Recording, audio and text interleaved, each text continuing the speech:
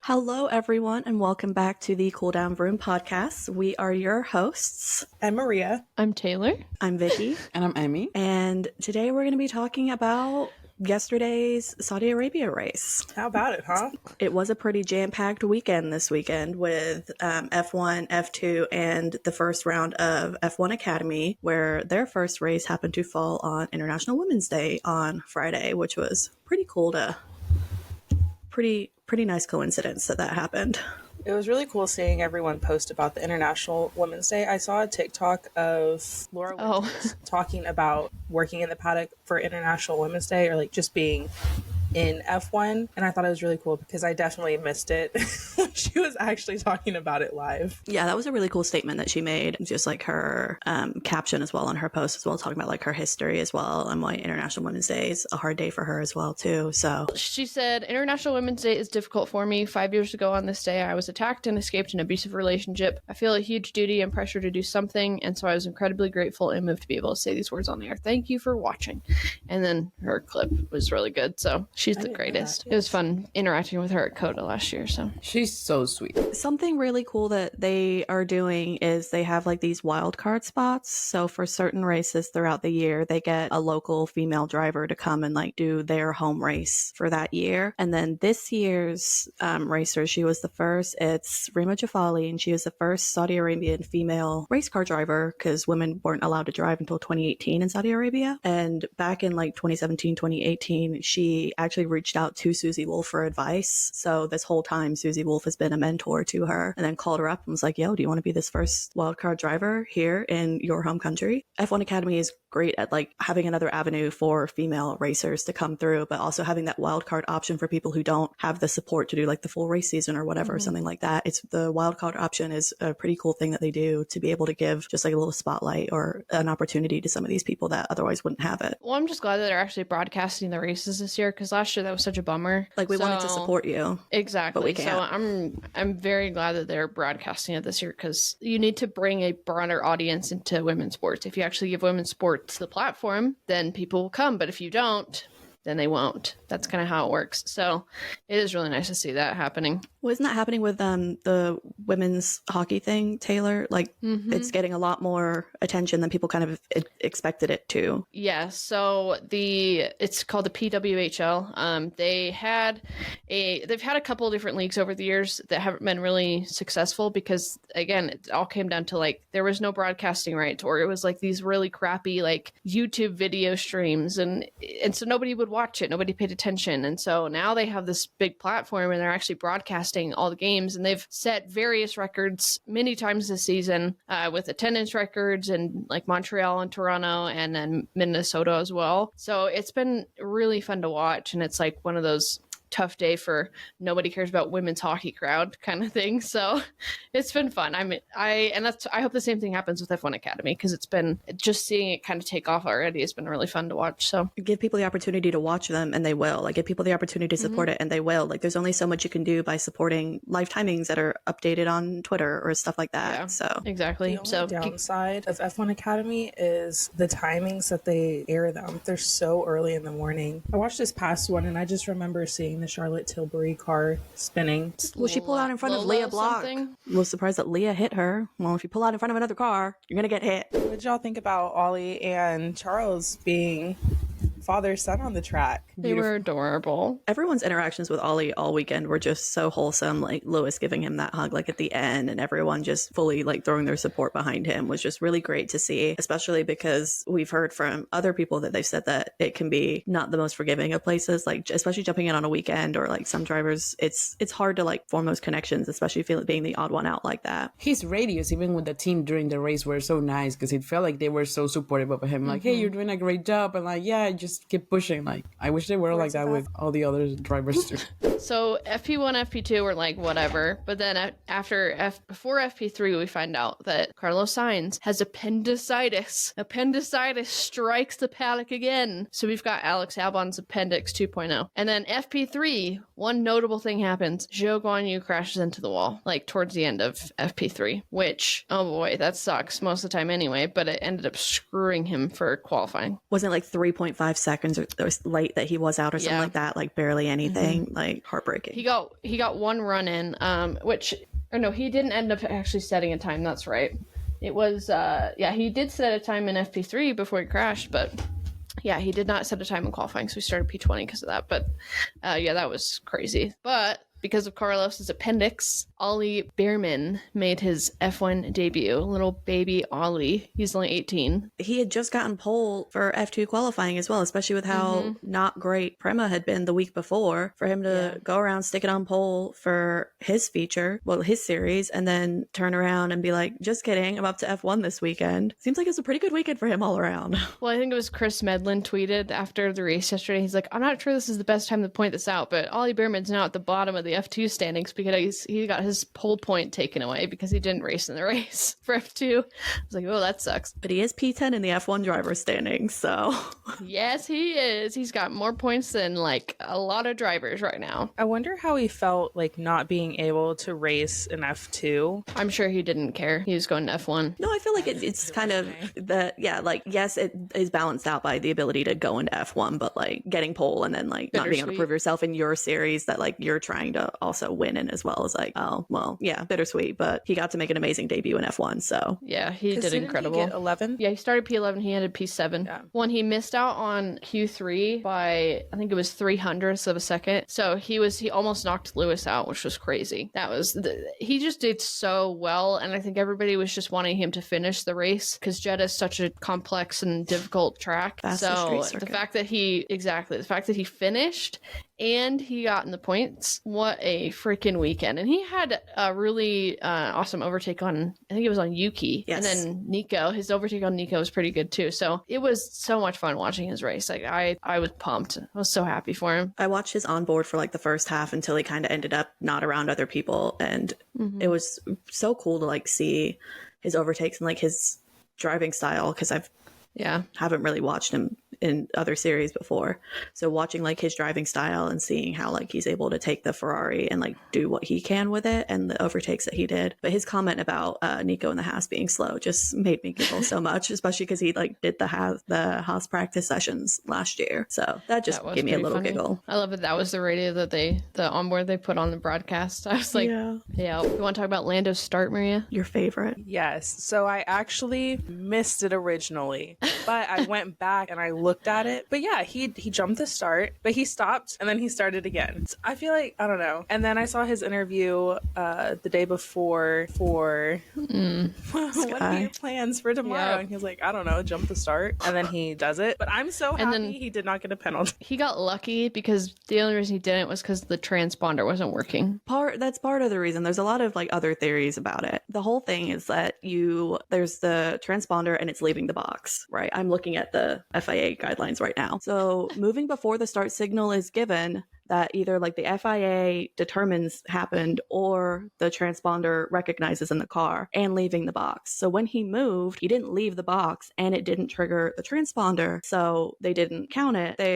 The post-race F1 TV show also mentioned that in 2019 in Japan, Sebastian Vettel did the exact same thing and he didn't get a penalty for it either. So they were saying that because of that as well, like that ruling that they did and the fact that it didn't trigger the transponder and like he stayed in the box and this, that, whatever, even though like we saw the car jump, like go, stop, go, it didn't count as an official like jump start, penalty worthy jump start. He got lucky. He got very lucky. Because he was also moving under braking a lot towards the end of the race and he got investigated for that. And then they're like, no penalty. I'm like, are you kidding me? Like, how much is he going to actually get away with? Like, come on. Someone who was very unlucky was Kevin Magnussen with his 10-second penalties for things on Alex Albon and then on Yuki Tsunoda. And then in the post-race show, Alex Albon was like, yeah, to me, that was like a racing incident. And then, like, a 10-second penalty was because they changed harsh. that this year. They changed it this year because it used to be that if it was a 5-second, and then this year the drivers voted on it. If there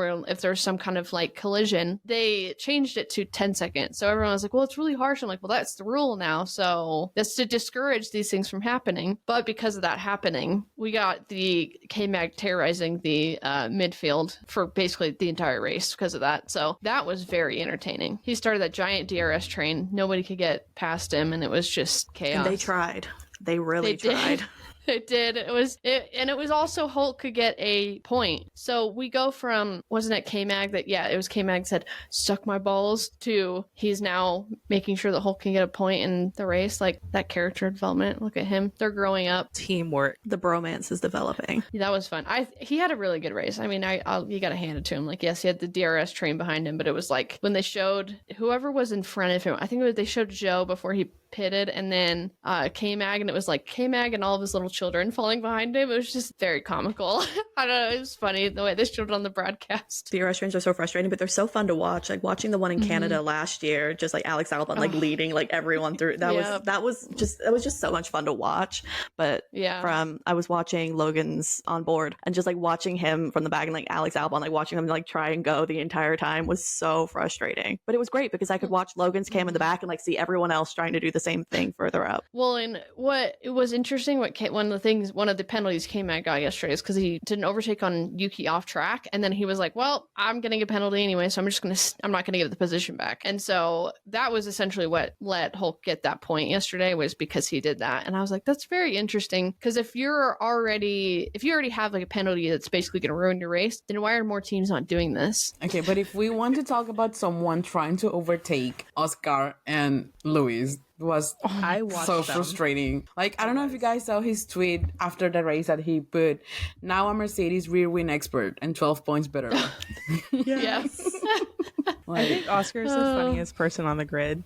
He's so unintentionally funny. He has a very dry sense of humor, so I love it. Do you follow kind of his mom on Twitter? She's also just as funny. His mom she's an icon. She's an icon. Some of her tweets are just hilarious. I love her. Who else had a good race yesterday? Let's see. Can we talk about Lance? I mean, she said good race, and you say let's talk about Lance, who crashed out on lap 6. I want to talk about it. I think it's so funny because he was so sassy afterwards. They're like, can you bring it in? He's like, no, I'm in the freaking wall. Like, they literally have the broadcast up in their little hub. And how did they not see that? Because they were literally showing his car whenever they radioed that in. The thing I found that, like, I don't know, it's this little, like, screenshot of Lance, like, behind, like, part of the tech bro, just looking so sad. And it's just, like, they focused on him for so long, like, sitting back there, getting, like, a corner of his face. And I was like, Lance, buddy, you're not having a good time. Their zoom-ins always crack me up. You never know who it's gonna point to. And then after they acknowledge it, like, the little kid I think it was at the beginning, but he was just like, Holt. And the cameraman did not leave him. I'm like, pan to something else.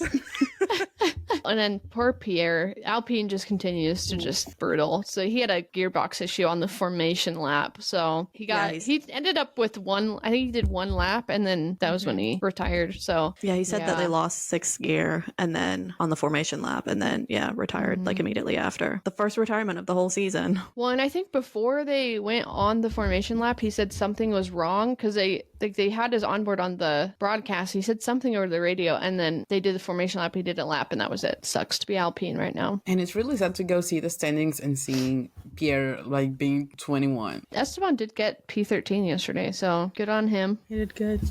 He got out of that DRS train quicker than I expected him to, because he was back behind there. And then the Williams were the ones that were really struggling. Alex, after the race, was saying, he's like, yep, wasn't the Williams that like we needed. Wasn't the Williams we needed. We knew that exactly as soon as the race started, that it was just wrong. Did you guys see Alex's overtake when he took P14? That I don't know if you guys watched the race with Crafty, but he was like, that was an amazing overtake for P14. Like, that was, like, why would you say it that way? It was a really good overtake because he was getting so impatient and he was just like, I'm just going to send it. And he did. And it was awesome. I was like, yes, go Alex, go. Thing that really got me was earlier on, Logan was like doing better than Alex, but they wouldn't let him pass Alex because teammates and Alex started better. And they're like, no, like don't fight him. And I'm like, oh, he could do this. I love when the teammates fight on the track. Me too. Yeah, Logan did pretty good yesterday. I was impressed. I was very impressed. Into the wall. He's doing better. He's not leading the Destructures championship. That's Joe right now. Joe's almost racked up $1 million worth of destruction. That's rough. Yep. Another great overtake was lap 47 when Max was finally able to get around Yuki Tsunoda because Yuki was not moving out of the way. And I was following Max at this point on his onboard because I just wanted to see like him weaving through and like see everyone else because it was lap 47. And it was a couple laps before like he gets past Logan because Logan moved out of the way like you're supposed to. And Yuki was not moving.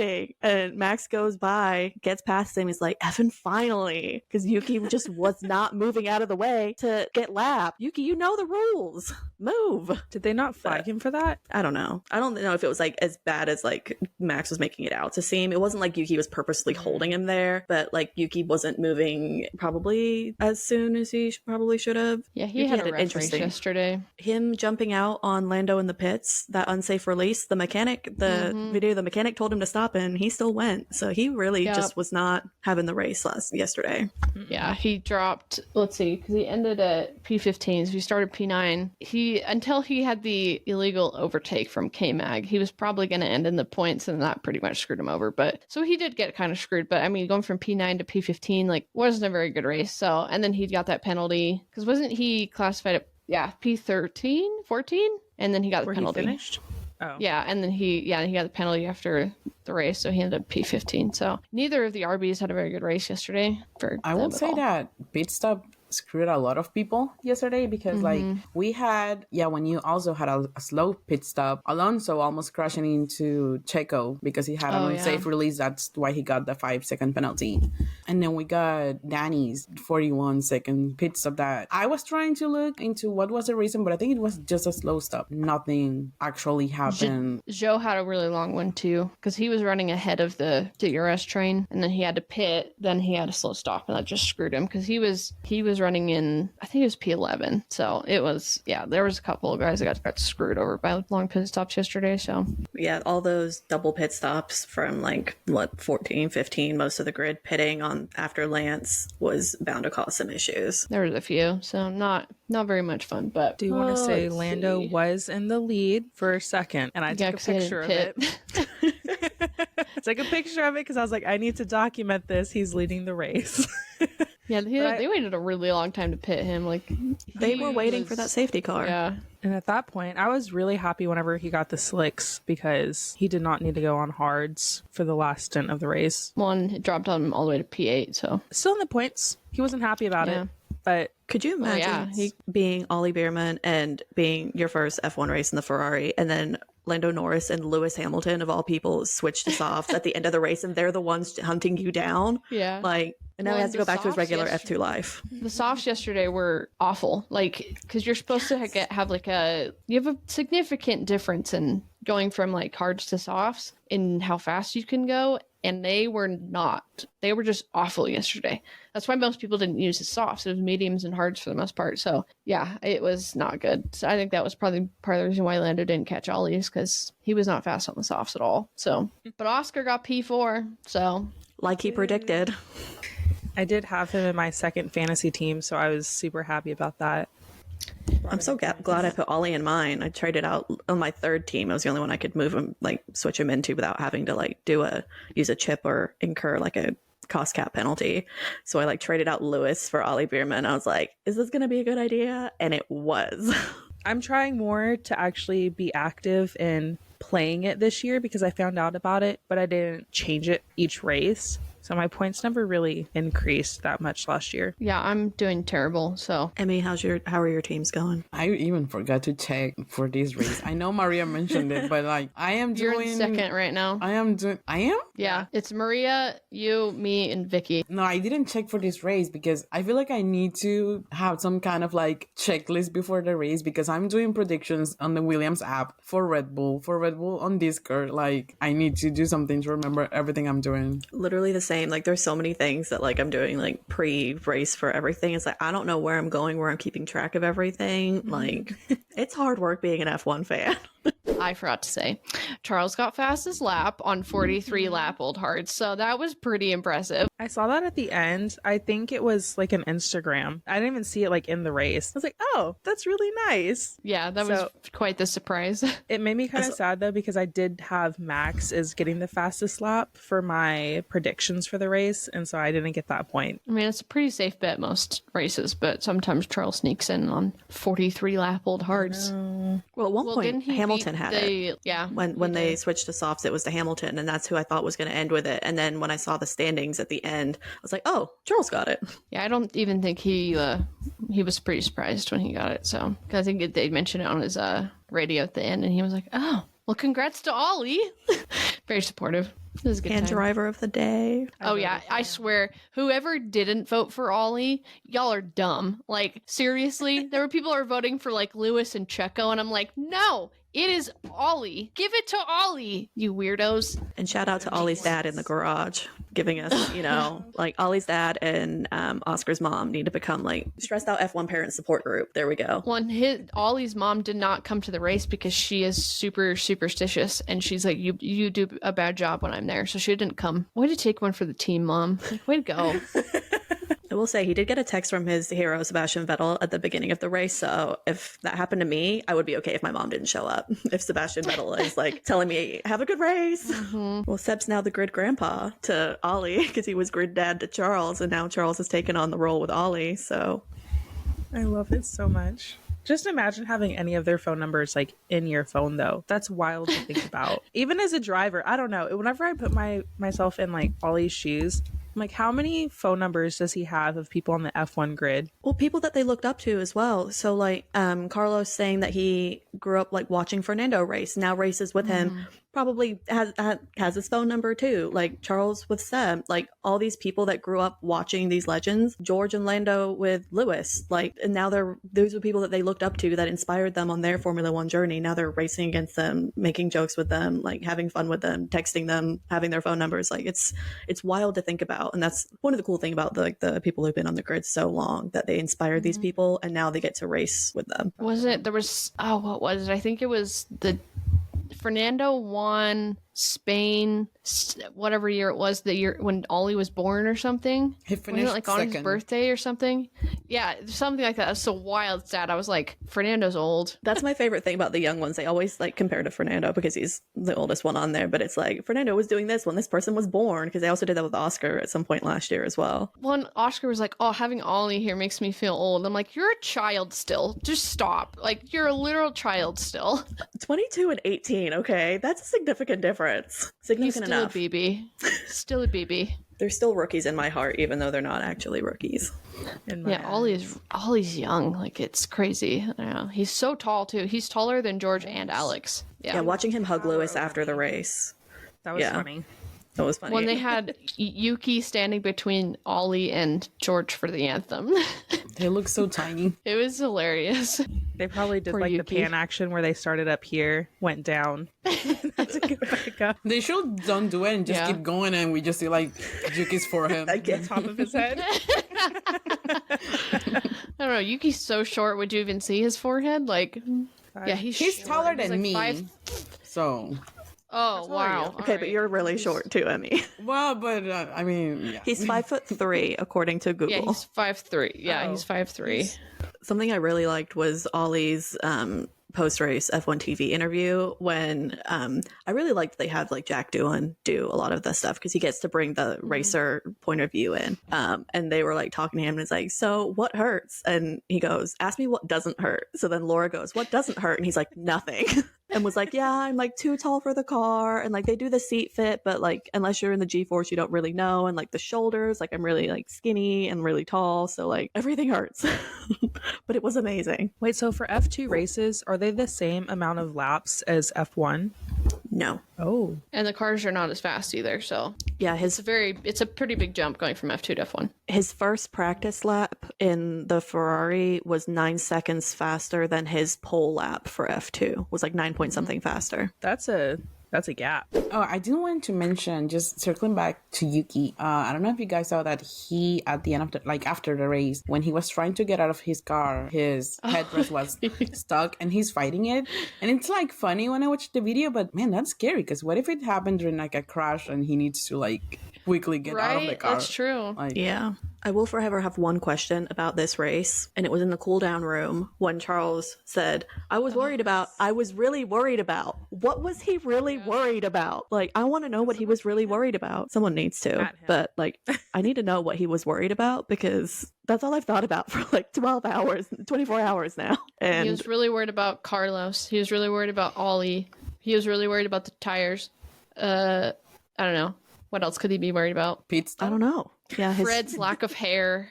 That's a very good, he's very caring towards others. Oh, can we also point out that Carlos came to the track yesterday against doctor's orders? Was it really against doctor's orders? That was by, I think it was, there was a few journalists that put that out. It was against doctor's orders. Somebody sent this man a Zoom link. He had to tell Ollie that he was still alive after Ollie gave his condolences. He's like, bro, I'm still alive. That's my seat. I'm taking it back. Don't get too comfortable. Well, hopefully he's back for Australia, because I mean, like, Alex's timeline was pretty quick, but yeah, he should be fine. Hopefully. I mean, he could barely walk. I think it was hilarious that he showed up with the thing in his arm still, like, and I'm like, his hospital bracelet. I know. It's like, really? We all know where you were, Carlos. He learned from his buddy when Lando showed up at Vegas with the thing still on. Oh, yeah? Yeah, yesterday the weekend was an interesting. It was a lot more exciting than last weekend, and yeah, I hate to say that, but like, it was. I mean, the race itself was kind of a snooze fest, especially since the top three were separated so far out. It was like, okay, they're off into the distance, and then, I mean, the midfield pack was pretty fun, but like, that was it. I don't know why you called it a snooze fest, because watching everyone try to get around Hulk in that DRS train was great, because you could just see Alex being like, I can get it this time, I can get it this time, I can get it this time. Like, it was great. I thought it was funny, and Charles was like, it's kind of boring, and I was like, one of us. I said it, he had to sacrifice, he wasn't racing with anyone himself for Logan. Anytime I hear like he has to sacrifice himself, it makes me think of the Harry Potter scene where he's like, he's gonna sacrifice himself. No, Ron, no. What is it? Not me, not Hermione. You. Every time, never fails. It was fun. This is a good race weekend. I'm excited for Australia. Last year was nuts, so I hope we get some decent chaos this year, because I actually have people to talk to about it. This time instead of last year, I'm sitting by myself in my bedroom at midnight like, what is happening? I don't understand. Yeah, this is the first race that I watched last year, was Australia, so I'm excited. This is going to be my 1 year mark. Oh, I hit my 1 year a few days ago, so can we get a cake? Let's get to the story. Yeah, we each need to get a little cake. It's like, happy 1 year. Say, Emi and I are making plans to potentially watch Australia together. I thought you were gonna say we're making a cake. I'm like, are we? No, we're not making a cake. We don't want to die. We're just making plans to hang out. And then there's me and Taylor on the West Coast. Well, you guys are welcome. Yeah, no problem. I'll just hop in my car. Okay. I'll be there in we'll see you there. 15 hours, 16 hours. I do want to say something before we wrap up on the race, and it's just a fun little facts from yesterday's race about Max. He got I know, but I just want to say it. He got his 100 pole. And something that I was talking to Vicki last night is that we think it's crazy how out of 115 wins, 48.69% of them are Max's wins. So that's pretty impressive. That's crazy. That's insane. That's it. We saw that, and we all know Sebastian Vettel in Red Bull is like my little baby era. His Red Bull dominance was very dominant, but it has nothing on this Max Verstappen in the Red Bull era, and it's just crazy to see the difference between the two. Well, it's crazy because like everyone was like, oh well, with Seb's record they're like, it'll never happen again, and then Max breaks it, and then everyone's like, well, it'll never happen again, and he's doing it again. We also literally back to back. We did say it feels illegal that he's at the 9 races again, just because like the season restarted and like the cars are different, and it feels wrong to be like, oh, he's got that 9 race streak again, but like it's correct. It just like feels weird to me. Yeah, and he was also on iRacing until like 4:00 in the morning or whatever the night before the race. Like this guy just doesn't stop, and it's like, do you do anything else ever? There was a picture I saw on Instagram, because all my Twitter-esque stuff comes from Instagram, but it was a picture of Max walking into the paddock, and the comment was full-time sim racer going to the side hobby for F1 just to win another trophy. I don't think anyone's going to be able to top Max. Like Max can top himself, but I don't think it's going to happen for a very long time. If it does happen, that his records will be broken. I mean, that's what everybody said about Schumacher's records, though. Who knows? We'll see. It'll be like, 15 years from now, we'll be doing like 35 F1 races a year or something crazy like that. So yeah, because part of it is Max will have retired. Yeah, a big part of it is the difference in the calendars and how the points are allocated, because that changed. Like it's the increase in the races, the difference in who gets points and how much they're worth also impacts that, because then they're getting more points, but it's not, you can't make that comparison anymore to the older races and stuff, because it's not the same, it's not equal. Like you can't make a fair comparison without having to do all it's more like percentage, like by percentage, like percentage of wins, percentage of points. I think that's the only way you can actually compare that, because number is going to be so far off, and it's going to look like, did they even race back in the day when you look at Max's point totals and whatever? It's like it's a lot different. You compare to the original very beginning of F1, those people were like part-time drivers trading out all the time. Like most people didn't race the full season, and then seasons were shorter and points were different. Yeah, you really can't compare that. You have to work out the percentages for it, but it's still insane. I don't think it's like super far off to say like, well, if somebody will eventually come in and like beat all these records, that's just how it works. There's always going to be somebody better someday. Usually these records don't stand. They'll be broken, but I don't think it's going to be broken for a very long time.